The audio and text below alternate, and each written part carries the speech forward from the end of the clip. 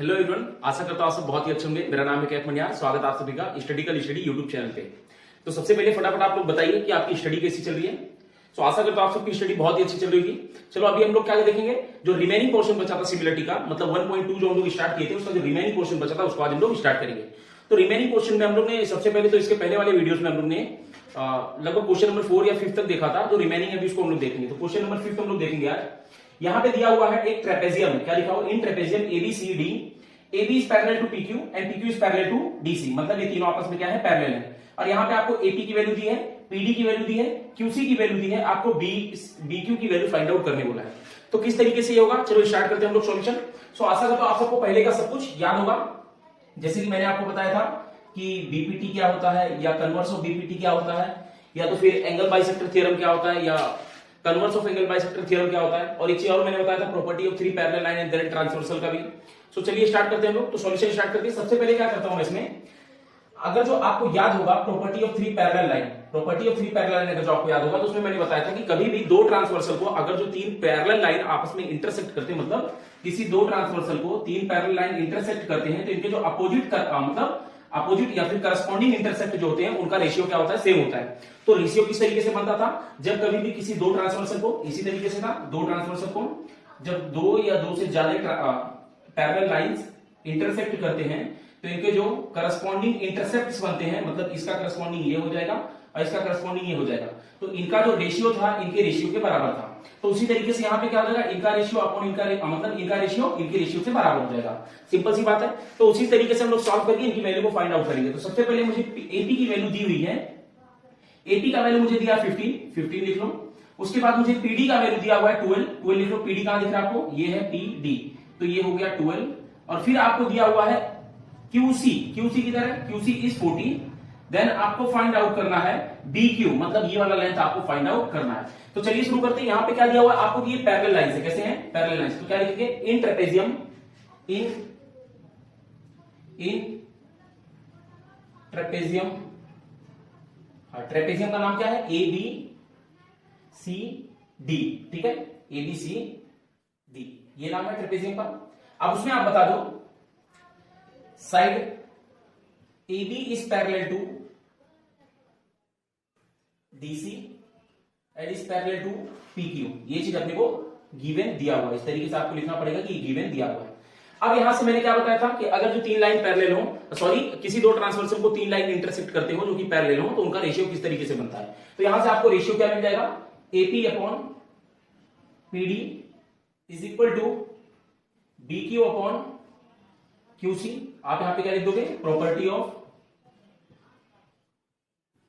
Of 3 parallel line, 3 parallel line, ठीक है, इस तरीके से आप लिख दो, काम हो जाएगा। Property of 3 parallel line. उसके बाद प्रॉपर्टी ऑफ 3 पैरेलल लाइन से मुझे ये मिल गया। देन आपको वैल्यू दिया हुआ है, आपको एपी की वैल्यू दी है 15 लिख लो।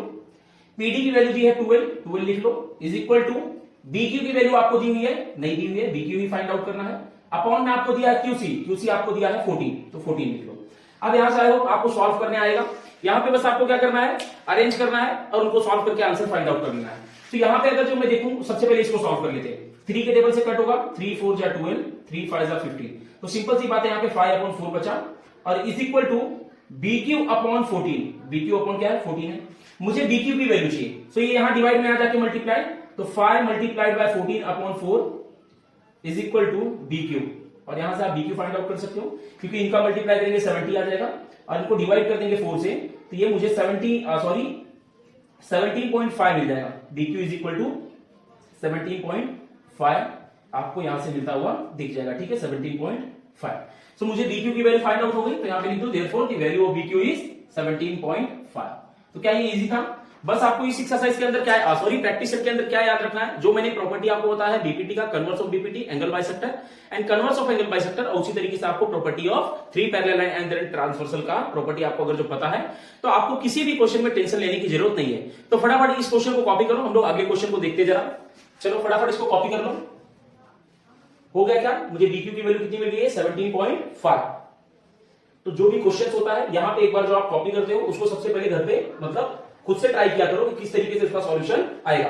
तो अगला क्वेश्चन जो दिया है कुछ तरीके से यहाँ पे एक ट्रायंगल दिया हुआ है जिसमें कि आपको अगर जो एंगल बाइसेक्टर पता होगा तो एक चुटकी में आपसे सॉल्व हो जाएगा, किसी भी तरीके का टेंशन आपको नहीं होगा। सो एंगल बाइसेक्टर मैंने आपको बताया था कि एंगल बाइसेक्टर थ्योरम क्या कहता है कि कोई सेगमेंट अगर जो किसी एंगल को बाइसेक्ट कर रहा है तो उनके जो अपोजिट साइड्स होंगे, एंगल के जो अपोजिट साइड्स होंगे उनके रेशियो जो होंगे रिमेनिंग दो साइड के रेशियो से बराबर होगा। सो आपको ट्रायंगल दिया हुआ है कुछ इस तरीके से कि ऐसा ट्रायंगल है, ठीक है, इस तरीके से, एक मिनट, इस तरीके से ट्रायंगल है, ठीक है, और यहां पे दिया हुआ है कि ये एंगल बाइसेक्टर है, यहां पे आपको ये गिवन दिया हुआ है। सो नेमिंग कुछ इस तरीके से, ऐसे नेमिंग से तो फर्क नहीं पड़ना चाहिए, एन पी क्यू एम, ठीक है, और यहां पे जो वैल्यू दिया हुआ है कुछ इस तरीके से दिया है कि यहां दिया है 25, यहां पे दिया हुआ है 14 और ये 40 है और ये 14 है। देन आपको फाइंड आउट करना है ये वैल्यू, ठीक है। सो अगर जो ये एंगल बाइसेक्टर तो आप क्या सोच सकते हो, जरा खुद से कीजिए। सॉल्यूशन स्टार्ट करते हैं अगर जो हम लोग, तो जरा एक बार खुद से सोचो कि आप क्या कर सकते हो। सिंपल सी बात है, अकॉर्डिंग टू इंफॉर्मेशन आप क्या करोगे, सबसे पहले ट्रायंगल का नाम लिखोगे, फिर बता दोगे कि ये वाला जो लाइन है ये एंगल बाइसेक्टर है। तो एंगल बाइसेक्टर अगर जो होता है तो उसके अकॉर्डिंग आपको क्या फाइंड आउट होता है कि जो एंगल बाइसेक्टर के अपोजिट वाला साइड होता है उनके जो रेशियो है रिमेनिंग दो साइड के रेशियो से बराबर होते हैं। सो अगर जो दोनों रेशियोज को आप लिखोगे इक्वल करके तो आपको क्या एक चीज मिल नहीं जाएगा, सिंपल सी बात। क्या लिखेंगे, इन ट्रायंगल क्या लिखा हुआ है, एनपीएम आप कुछ भी लिख सकते हो। क्या लिख दोगे, साइड, या इसे लिख दो साइड, कौन सा, NQ is bisector of angle, कौन से एंगल का, एमएनपी, कुछ भी लिख सकते हो आप। एंगल को रिप्रेजेंट करना है, पी एन एम भी लिख दो, एम एन पी भी लिख दो, सब चलता है। तो यहां से हो जाएगा। और अगर जो ये एंगल बाइसेक्टर तो इनका रेशियो कैसे बनेगा, रेशियो ऑफ देयर क्या, डिवाइडिंग साइड, जो साइड आपका क्या हुआ है, डिवाइड हुआ है, कहां के अपोजिट, जो बाइसेक्टर एंगल है उसके अपोजिट का जो साइड है उनके जो रेशियो है रिमेनिंग दो साइड के रेशियो के बराबर होंगे। सो मैंने आपको रेशियो लिखना भी सिखाया था कि जहां से आप स्टार्ट करते हो, जैसे आपने यहां से स्टार्ट किया तो यहां जाओगे देन ये, तो उसके बाद आपको यहीं से ही स्टार्ट करना पड़ेगा, अदरवाइज आपका रेशियो क्या हो जाएगा, गलत हो जाएगा। तो यहां से आप क्या लिखोगे, चलो पहले आप किसी को भी लिख सकते हो, चलो मैं पहले रिमेनिंग साइड को लिख देता हूं, तो क्या हो जाएगा, P N upon N M. दूसरा क्या हो जाएगा, मैंने यहां से स्टार्ट किया था तो अब यहीं से स्टार्ट करूंगा, N Q, sorry P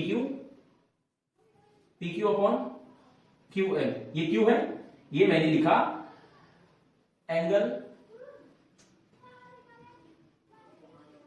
bisector theorem, angle bisector theorem के अकॉर्डिंग मैंने ये चीज लिखा है। देन आपको पी एन की वैल्यू दी हुई है, आपको पी एन दिया हुआ है 40, तो वहां पे लिख लो 40, अपॉन में आपको एन एम की वैल्यू दी हुई है, वो आपको दिया है 25, तो लिख दो 25, इज इक्वल टू आपको पी क्यू की वैल्यू दी हुई है क्या, नहीं, पी क्यू तो मुझे नहीं दिया हुआ, तो पी क्यू लिख लो। उसके बाद आपको क्यू एम दिया हुआ है, क्यू एम है 14, तो आप 14 लिख लो। देन इसको जब आप सॉल्व करोगे तो आपको कुछ आंसर दिखता हुआ दिखाई देगा, जैसे ये 5 के टेबल से दोनों कॉमन कट जाएगा, तो 5 8 जा 40 और 5 5 जा 25, ठीक है, तो यहां पे हो जाएगा 8 upon 5 is equal to P Q upon 14, ये हो जाएगा। देन ये यहां डिवाइड में यहां जाके multiply, so P Q is equal to 8 multiplied by 14 upon में है 5।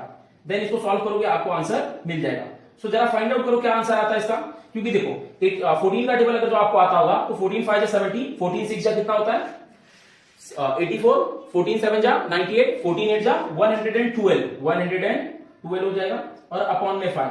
जो भी इसका आंसर आप डिवाइड करोगे तो आपको फाइनल आंसर मिलता हुआ दिख जाएगा। तो फटाफट इसको कॉपी करो आप, अगला क्वेश्चन हम लोग करते हैं। लेकिन हाँ, जो भी क्वेश्चन है उसको आपको घर पे फिर से खुद से करना है, ना कि वीडियो को देखे। वीडियो को देखो, यहां से थोड़ा हेल्प लो, क्योंकि देखो मैं आपको एक चीज की गारंटी दे सकता हूं कि कोई भी टीचर्स आपको ये नहीं बोल सकते कि मैं बोर्ड पे सॉल्व करा रहा हूं, यहां से देख लो आपको आ जाएगा, जब तक आप खुद से प्रैक्टिस नहीं करोगे। तो इसको फटाफट कॉपी करो, देखो इसका आंसर जाता है, जरा डिवाइड करके देखो क्या आता है आंसर, करो फटाक से, क्या है आंसर बताओ। देखो अगर यहाँ पे हम लोग सॉल्व करेंगे तो PQ इज इक्वल टू मुझे मिल जाएगा 5 2 जा 10, बचेगा 1, 5 2 जा 10, बचेगा कितना 2, सो 5 4 जा, एक मिनट, देखो 112 है, डिवाइड करना है 5 से, देखो कितना आता है 5 2 जा 10, 1 बचा, यहाँ 2n हो गया, 5 2 जा 10, ये हो गया, 2 बचा, यहाँ पे पॉइंट लगाया तो 0 हो जाएगा, तो कितना हो जाएगा 5 4 जा 20। सो आंसर मुझे मिल जाएगा, कितना मिल जाएगा 22.4, यहाँ पे कितना मिल जाएगा 22.4।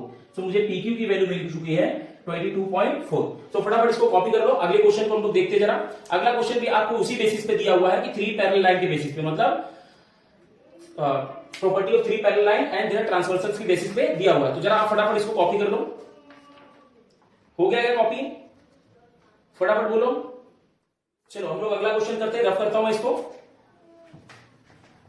अगला क्वेश्चन भी जो है बहुत ही इजी है, बस आपको प्रॉपर्टी पता रहना चाहिए। जो प्रॉपर्टी मैंने बताया है, सबसे पहला प्रॉपर्टी क्या बताया था? बीपीटी। मैं बार बार इसलिए रिपीट कर रहा हूं कि आपको फटाक से याद हो जाए, ठीक है। सबसे अच्छा मतलब रिवीजन करने का यही है कि जब भी आप पढ़ते हो तो एक बार प्रॉपर्टी को अच्छे से याद कर लो, देख लो एक बार, देन आपको सॉल्व करते करते करते करते आपकी रूटीन में आ जाएगा, फिर आपको याद करने की जरूरत नहीं पड़ेगी। तो यहाँ पे दो ट्रांसवर्सल दिया हुआ है, इस तरीके से आपको दो ट्रांसवर्सल दिया हुआ है और तीन पैरेलल लाइन दिए हुए हैं, तीन पैरेलल लाइन दिए हुए हैं। इनका नेमिंग कुछ इस तरीके से है, यहां पे है, एक मिनट, ए बी और है यहां पे सी डी ई एफ, इस तरीके से आपको दिया हुआ है। और यहां पे आपको बताया है कि फिगर में A B is parallel to DC and DC is parallel to F E. Simple सी बात है, इसका मतलब तीनों आपस में क्या होंगे? पैरेलल होंगे। ये समझाने की जरूरत आपको नहीं है। जैसे कि देखो, अगर जो ये इससे पैरेलल है और ये इससे पैरेलल है, मतलब तीनों आपस में क्या है? पैरेलल है। सिंपल सी बात है। और यहां पे आपको वैल्यू जो दिया हुआ है, ये दिया हुआ है 8, ये वाला जो दिया हुआ है ये दिया हुआ है 8, और उसके बाद उसके आगे जो दिया है ये दिया है 4, ये कितना दिया है? 4, और नीचे आपको पहले दिया है ये 12 दिया हुआ है और ये x दिया हुआ है। देन आपको x की वैल्यू फाइंड आउट करना है। आप किस तरीके से करोगे? इस स्ट्रक्चर के अंदर आपको दिख रहा है कि जो ट्रांसवर्सल्स हैं उनके बीच में तीन पैरेलल लाइन है। तो सॉल्यूशन स्टार्ट करते हैं। Property of three parallel line के अकॉर्डिंग क्या हो जाएगा? अगर जो हम लोग देखेंगे तो यहां पर हम लोग को क्या मिलेगा? क्या मिलेगा हम लोग को? BD upon DF is equal to AC upon EC या CE। क्यों? Property of three parallel line आप पूरा लिखो, एंड देयर ट्रांसवर्सल। तो यहां से आपको ये मिल जाएगा। तो ये क्या होगा? प्रॉपर्टी के अकॉर्डिंग ये चीज आपको मिल गया, ये रेशियो।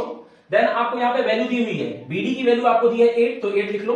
देन आपको DF की वैल्यू दी है 4, तो 4 लिख लो, इज इक्वल टू AC दिया हुआ है, AC कितना दिया है? 12 लिख लो, और आपको ये दिया हुआ है x, तो x लिख लो। आपको वैल्यू चाहिए x की, ये यहां डिवाइड में, यहां जाके मल्टीप्लाई, यहां डिवाइड में, यहां जाके मल्टीप्लाई।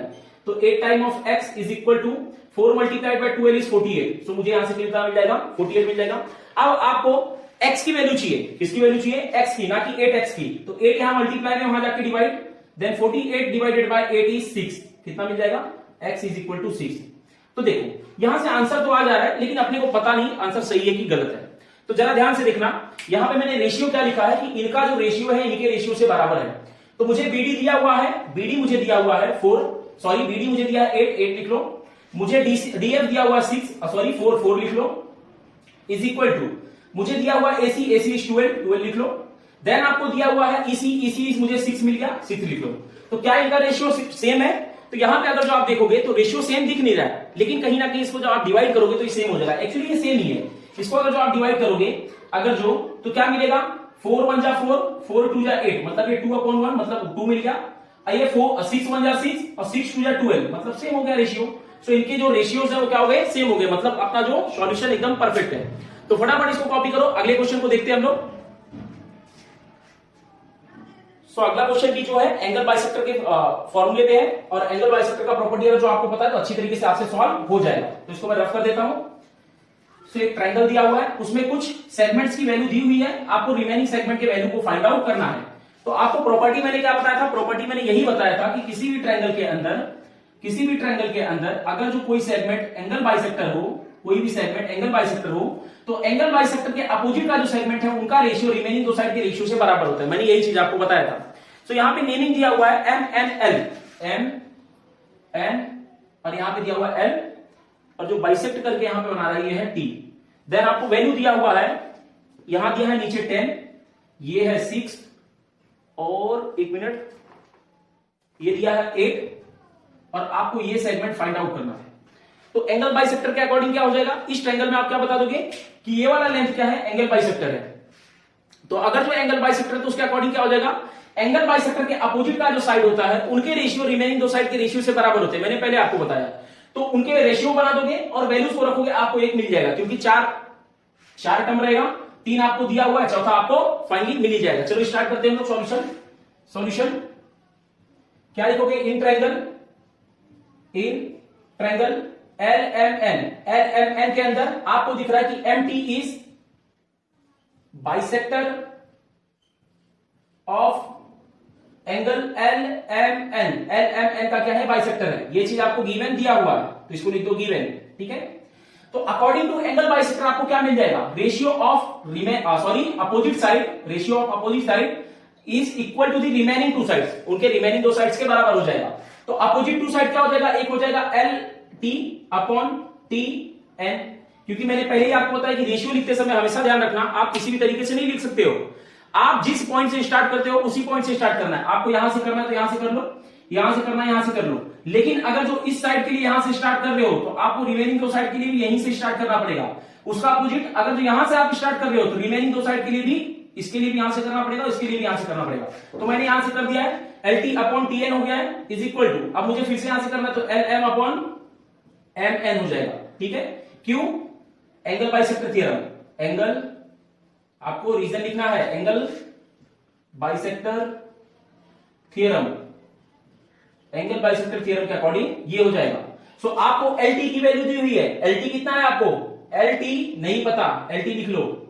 देन आपको टी एन दिया हुआ है, टी एन कितना दिया? 8 है तो 8 लिख लो is equal to L M 6 दिया है, एल एम 6 दिया, 6 लिख लो। देन आपको एम एन दिया हुआ है 10 तो 10 लिख लो। ठीक है क्या? अब यहां से जब आप सॉल्व करोगे तो आपको एल टी की वैल्यू मिल जाएगी, ये यहां डिवाइड में आ जाके multiply, then 8 multiplied by 6 upon 10। इसको जब सॉल्व करोगे तो L T is equal to 8 6 जा 48 का 8 और कैरी पे है 10, सॉरी अपॉन में है 10। इसको सॉल्व करोगे तो आपको एल टी की वैल्यू कितनी मिल जाएगी? 4.8। तो आई होप ये सब आपको एकदम अच्छी तरीके से आता होगा, क्योंकि अगर जो आप 10th स्टैंडर्ड में पहुंच गए हो तो आपको एडिशन, सब्ट्रैक्शन, मल्टीप्लाई, डिवाइड एकदम अच्छी तरीके से आना चाहिए। लेकिन फिर भी मैं बोलता हूं अगर जो कहीं नहीं आता तो आप वीडियो में कमेंट करो, कमेंट बॉक्स में मैं आपको समझाने की कोशिश करूंगा किस तरीके से किया जाता है। समझ में आया क्या? तो यहां से मुझे एल और क्या वैल्यू चाहिए था? एल टी की वैल्यू चाहिए था, कितना मिल गया? 4.8। तो फटाफट इसको कॉपी कर लो। अगला क्वेश्चन करते हैं हम लोग। अगला क्वेश्चन जो दिया है कुछ इस तरीके से है कि एक ट्रायंगल है एबीसी और उसमें जो बीडी है वो एंगल बाइसेक्टर है बी का। आपको एक्स की वैल्यू फाइंड आउट करना है और सभी सेगमेंट्स आपको दिए हुए हैं। तो आपको अच्छी तरीके से पता चल चुका है कि किसी भी ट्रायंगल का अगर जो एक एंगल बाइसेक्टर हो तो जो एंगल बाइसेक्टर का अपोजिट साइड होता है उनके जो रेशियो होते हैं रिमेनिंग दो साइड के रेशियो से बराबर होते हैं। तो सॉल्यूशन स्टार्ट करते हैं हम लोग। सॉल्यूशन आपको किस तरीके से लिखना है? इन ट्रायंगल एबीसी कौन सा segment? B D is bisector of angle A B C. A B C का क्या है? वो बाइसेक्टर है। ये आपको गिवन दिया हुआ है। तो इसके अकॉर्डिंग क्या हो जाएगा? AD upon DC is equal to AB upon BC. क्यों? Angle bisector theorem, angle bisector theorem, angle bisector theorem के अकॉर्डिंग ये आपको मिल जाएगा। तो यहां पे अब जो भी आपको वैल्यू दी है उसको आप लिखोगे, आपको आंसर एक्स की वैल्यू मिल जाएगा। क्या दिया हुआ? एडी दिया है एक्स माइनस 2 और आपको डीसी दिया हुआ है एक्स प्लस 2 और उसी तरीके से जो ए डी है वो आपको दिया हुआ है एक्स और बीसी जो दिया है एक्स प्लस 5 दिया हुआ है। तो इसको सॉल्व करते जरा। इसको जब आप सॉल्व करोगे तो ये डिवाइड में आ जाके multiply, so x minus 2 is whole multiplied by x plus 5, मतलब इन पूरे का मल्टीप्लाई इससे होगा इज इक्वल टू इनका मल्टीप्लाई इससे, so x multiplied by x plus 2। So इसको जब आप सॉल्व करोगे तो क्या मिलेगा? देखो x multiplied by x is x square, x multiplied by 5 is 5x, x multiplied by 2 is 2x, x multiplied by 5 is minus 10 is equal to, I hope आपको ये साइन वगैरह सब कुछ आता होगा। So x multiplied by x is x square plus 2x। Then जब इसको आप सॉल्व करोगे तो क्या होगा? देखो यही सॉल्व कर लेते जरा। ये 5 में से 2 जाएगा 3 बचेगा, 5 में से 2 जाएगा तो कितना बचेगा? एक्स स्क्वायर प्लस यहां पे कितना बचेगा? 3x बचेगा, minus 10 is equal to X square plus 2x। So ये यहां पे नंबर को एक साइड रखो, वेरिएबल को एक साइड, तो यहां माइनस में आ जाके प्लस, सो ये X square as it is plus 3x। अब ये यहां माइनस में आ जाके प्लस हो जाएगा तो 10 हो जाएगा, चलो दूर लिख लेता हूं थोड़ा, इज इक्वल टू 10। अब ये सब यहां प्लस में आके माइनस, तो एक्स स्क्वायर और माइनस 2x। देन आपको यहां से दिखाई देगा कि एक्स स्क्वायर कैंसिल, 3x में से 2x जाएगा तो x बचेगा, तो x की वैल्यू कितनी आ जाएगी, 10 आ जाएगी। सो यहां से मुझे अब x की वैल्यू मिल गई, तो आप क्या लिख दोगे लास्ट में, therefore the value of x is 10। तो फटाफट इसको कॉपी करो, अगला क्वेश्चन अपना एक्टिविटी का क्वेश्चन है, तो इसको कॉपी कर लो, फिर हम लोग एक्टिविटी के क्वेश्चन को सॉल्व करते हैं। चलो फटाफट कॉपी करो, कॉपी कर लिए, चलो मैं इसको रफ कर देता हूं, उसके बाद हम लोग एक्टिविटी क्वेश्चन को सॉल्व करते हैं। और एक्टिविटी वाला क्वेश्चन जो है बहुत इजी है, उसमें टेंशन लेने की जरूरत नहीं है, और वो पिछले साल मतलब जो बोर्ड हुआ था, अब एक स्किप हो गया था, उसको कंसीडर मत करो, जो पिछले साल बोर्ड हुआ था उसमें वो क्वेश्चन आया हुआ था। सो अपना जो लास्ट मतलब सेकंड लास्ट क्वेश्चन है, कुछ एक्टिविटी के फॉर्म में दिया है, आपको गिवन दिया हुआ है कि एक स्ट्रक्चर है, उसके अंदर PQ is parallel to DE and QR is parallel to EF, जो है PQ जो है ये वाला लाइन इसके पैरेलल है, और दूसरा ये वाला जो लाइन है इसके पैरेलल है। देन आपको प्रूफ करना है कि क्या ये भी आपस में पैरेलल है कि नहीं है, और यहाँ पे आपको ऑलमोस्ट सॉल्व करके दिया हुआ है, बस कुछ बॉक्सेस को आपको फिल करना है। तो इसको अगर जो हम लोग सॉल्व करते हैं, क्या लिखा हो, सबसे पहले प्रूफ करना है, अपने को बात करना है ट्रायंगल XDE में। XDE कहां है, XDE मतलब इस ट्रायंगल की बात करना है अपने को। अगर जो इस ट्रायंगल की हम लोग बात करते हैं, तो उस ट्रायंगल में अपने को दिया हुआ कि ये दोनों लाइन क्या है, पैरेलल है, और ये क्या है, एक ट्रायंगल है। तो बीपीटी के अकॉर्डिंग हम लोग ने क्या पढ़ा था कि किसी भी ट्रायंगल में अगर जो एक लाइन ट्रायंगल के किसी एक लाइन से क्या है, एक साइड से क्या है, पैरेलल है, और रिमेनिंग दो साइड को किसी दो डिस्टिंक्ट पॉइंट पे, अलग अलग पॉइंट पे कट करता हो, तो उनके रेशियो किस तरीके से होंगे, उनके साइड्स के करस्पॉन्डिंग साइड के रेशियो के बराबर होगा। ठीक है, उनका साइड का जो रेशियो रहेगा वो प्रोपोर्शन में होगा, मतलब XP अपॉन PD जो है XQ अपॉन QE के बराबर होगा। तो यहां पे आपको लिख के दिया हुआ है कि XP, फिर इसके अपॉन में क्या आ जाएगा, DP आ जाएगा, DP आ जाएगा। उसके बाद आपको यहाँ पे दिया है कि ये चीज दिया हुआ है, तो फिर बचा क्या, QE बचा, क्योंकि आपको पता है कि रेशियो क्या बनता है। और यहाँ ऊपर दिया हुआ कि इन ट्रायंगल ये पैरेलल है, तो ये पैरेलल क्यों है, क्योंकि आपको ये चीज गिवन दिया होता है, यहाँ बॉक्स में लिख दो गिवन। ठीक है, इस तरीके के जो क्वेश्चन होते हैं, इसमें अपने मन से आपको कुछ नहीं करना है, बस जो भी प्रॉपर्टी आपको पता है उसको यूज करके जो भी बॉक्सेस दिए उनको फिल करना है और आंसर को फाइंड आउट करना। आप एक्स्ट्रा कुछ भी इसमें कर नहीं सकते। देन अब आपको बोला है कि इन ट्रायंगल XEF मतलब इस ट्रायंगल की बात हो रही है। सो अगर जो इस ट्रायंगल की हम लोग बात करते हैं, तो इस ट्रायंगल में भी दिया हुआ है कि ये दोनों लाइन आपस में क्या है, पैरेलल है। तो फिर से बीपीटी के अकॉर्डिंग क्या हो जाएगा, इनका जो रेशियो है इनके रेशियो से क्या हो जाएगा, बराबर हो जाएगा। तो यहां से हम लोग क्या लिखेंगे, XQ upon QE is equal to XR upon RF, ये हो जाएगा। और ये कैसे होगा, by B P T basic proportionality theorem के अकॉर्डिंग ये हो जाएगा। देन यहां पे क्या दिया हुआ है आपको कि फ्रॉम फर्स्ट सेकंड, आप देखो दो इक्वेशन बना हुआ है, यहां पे मैंने इसको मान लिया इक्वेशन नंबर 1, यहां पे मैंने मान लिया इसको इक्वेशन नंबर 2, और ये भी आपको चीज दिया हुआ था कि दोनों लाइन क्या है, पैरेलल है, तो इसको एज इट इज लिख दो। अब इक्वेशन नंबर 1 और 2 में आपको क्या देखने मिल रहा है, जरा ध्यान से देखना। इक्वेशन नंबर 1 में अगर जो देखेंगे तो क्या लिखा है, XP upon DP is equal to QE upon, एक मिनट, यहां से मैंने क्या कुछ गलत किया क्या, QE पहले ट्रायंगल की बात करेंगे तो QE नहीं होगा, सॉरी, देखो QE ठीक है, XQ होगा, पहले क्या होगा, XQ, तो यहां पे लिख दो X, ठीक है, QX हो गया और ये हो गया। अब यहां से अगर जो दोनों में आप देखोगे तो XQ अपॉन QE दोनों में सेम है, ये चीज दोनों में क्या है, सेम है। तो सिंपल सी बात है, देखो ये वाला चीज इसके बराबर है और ये आपस में बराबर है और ये इनसे बराबर है, इसका मतलब ये भी क्या होंगे, आपस में बराबर होंगे। कहने का मतलब ये है, देखो अगर जो इस फर्स्ट रेशियो को देखोगे तो ये जो टर्म है इससे बराबर है, ये चीज आपको लिखा हुआ है, और ये वाला टर्म इसके बराबर है, ये चीज आपको पता चल गया। और ये दोनों खुद ही बराबर है क्योंकि दोनों वही है, तो सिंपल सी बात है, ये भी क्या होंगे, आपस में बराबर होंगे।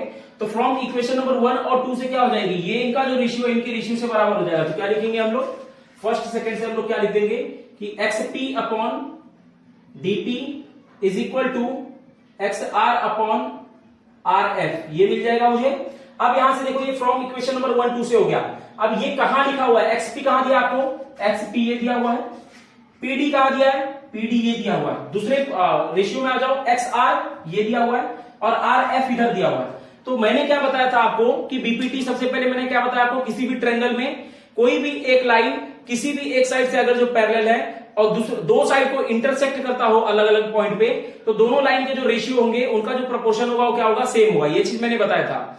उसके बाद फिर से मैंने आपको बताया था कि कन्वर्स ऑफ बीपीटी क्या होता है। अगर जो कोई लाइन किसी भी किसी भी ट्रायंगल के अंदर कोई लाइन दो साइड को कट करता हो और उनके जो रेशियो प्रोपोर्शन में है तीसरे लाइन से वो पैरेलल होगा, यही चीज मैंने बताया था।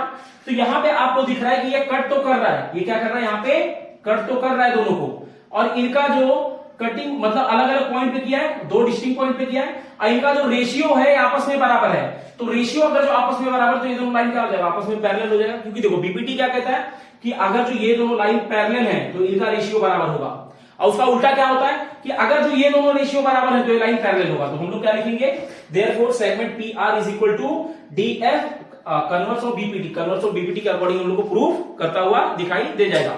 तो अब इसके बाद हम लोग लास्ट क्वेश्चन करते हैं, इसको फटाफट आप कॉपी कर लो। लास्ट क्वेश्चन भी कुछ प्रूफ करना है, वो बहुत इजी है, टेंशन लेने की जरूरत नहीं है। क्योंकि देखो एक्टिविटी क्वेश्चन जो होता है वो आपको एज इट इज सॉल्व करना रहता है, इसमें आप कुछ भी अपने मन से नहीं कर सकते। और ये सेम क्वेश्चन आपको पिछले साल बोर्ड में आया था, ठीक है, मतलब कोविड के पहले जो एग्जाम हुआ था उसी बोर्ड में ये आया हुआ था। तो अगले क्वेश्चन को हम लोग देखते हैं क्या दिया हुआ है। अगला क्वेश्चन ध्यान से पढ़ना पड़ेगा, क्योंकि देखो ज्योमेट्री में आप अगर जो सोचोगे क्वेश्चन देखते ही हम लोग को फटाफट सॉल्यूशन पता चल जाए, स्टेप पता चल जाए, तो ऐसा कभी नहीं होगा। आपको क्वेश्चन को ध्यान से पढ़ना है, देन उसको ड्रॉ करना है, और ड्रॉ कर लिए तो कहीं ना कहीं आपका 20% क्वेश्चन सॉल्व हो जाएगा। तो अपना लास्ट क्वेश्चन जो है 11th क्वेश्चन कुछ इस तरीके से दिया है कि इन ट्रायंगल एबीसी, एक ट्रायंगल एबीसी है, तो मैंने सबसे पहले क्या ड्रॉ कर दिया, एक ट्रायंगल एबीसी ड्रॉ कर दिया। फिर वहां पे आपसे बोला जा रहा है कि जो बीडी है वो एंगल बाइसेक्टर है एबीसी का, ये जो बीडी है ये वाला वो एंगल बाइसेक्टर है एबीसी का, और वहीं पे आपको बोला गया है कि ये जो है वो एंगल बाइसेक्टर है ईसी जो है एसीबी का एंगल बाइसेक्टर है। और आपको एक चीज और दिया है कि जो ए बी है वो बीसी के बराबर है, ठीक है, सॉरी ए बी जो है वो एक मिनट एसी के बराबर है, एसी के बराबर है, ये चीज आपको गिवन दिया हुआ है। और आपको प्रूफ करना है, आपको प्रूफ क्या करना है जरा देखो, आपको प्रूफ करना है कि ईडी जो है वो पैरेलल है डीसी से, ठीक है, ये चीज आपको प्रूफ करना है। तो चलो इसको जरा सॉल्व करते हैं किस तरीके से होगा, आपको आई होप क्वेश्चन समझ में आ गया होगा। तो देखो आपको एंगल बाइसेक्टर को यूज करना है, आपको फटाक से सॉल्यूशन मिल जाएगा। तो स्टार्ट करते हैं सॉल्यूशन। सबसे पहले एक एक ट्रायंगल को सॉल्व करेंगे हम लोग, ठीक है, एक एक ट्रायंगल को हम लोग सॉल्व करेंगे एंगल बाइसेक्टर के अकॉर्डिंग। तो सबसे पहले हम लोग इस ट्रायंगल को सॉल्व करते हैं। इस ट्रायंगल को सॉल्व करेंगे तो ये क्या हो जाएगा, एंगल बाइसेक्टर हो जाएगा। सो एंगल बाइसेक्टर के अकॉर्डिंग क्या होता है कि opposite side of angle bisector उनका जो रेशियो होगा रिमेनिंग दो साइड के रेशियो से बराबर होगा। तो इस ट्रायंगल में अपोजिट साइड ही हो जाएगा। तो क्या लिखेंगे, इन ट्रायंगल एबीसी, हाँ एबीसी ट्रायंगल में क्या है, जो बीडी है is bisector of angle A B C. A B C का क्या है, ये बाइसेक्टर है, और ये आपको गिवन दिया हुआ, तो आप लिख दो गिवन, ठीक है, ये चीज आपको गिवन दिया हुआ। तो एंगल बाइसेक्टर के अकॉर्डिंग क्या होगा, जो अपोजिट साइड का रेशियो होता है, मतलब एडी का रेशियो होगा और ईसी का जो रेशियो होगा वो किसके बराबर होगा, रिमेनिंग दो साइड के। तो ए बी अपॉन बीसी के किसके बराबर हो जाएगा, ए बी अपॉन बीसी के। ये कैसे होगा, एंगल बाइसेक्टर थ्योरम। इसको बना दो equation number 1, angle bisector theorem, angle bisector theorem के अकॉर्डिंग ये हो जाएगा। और इसको आप मान लो इक्वेशन नंबर 1, ठीक है, यहां से रफ कर दो। अब हम लोग देखो ये ट्रायंगल को देख लिए, अब हम लोग इस एंगल मतलब इस बाइसेक्टर के अकॉर्डिंग इस ट्रायंगल को देखेंगे। तो क्या दिया हुआ है, इन ट्रायंगल